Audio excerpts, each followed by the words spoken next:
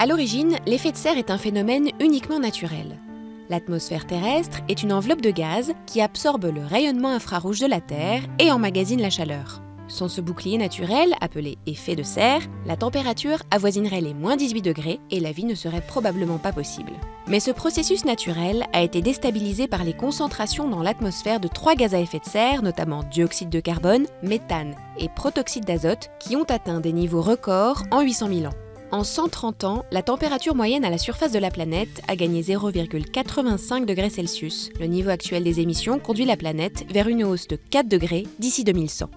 Pour les climatologues, les activités humaines en sont les principales responsables. Avec les combustibles fossiles, les émissions cumulées de CO2 ont atteint plus de 2000 milliards de tonnes depuis la première révolution industrielle de 1750. L'agriculture intensive, le méthane qu'elle génère, est responsable de 10 à 12% des émissions de gaz à effet de serre, les ruminants à eux seuls y contribuant à près de 40%, et la déforestation qui détruit la végétation, qui elle-même absorbe le CO2.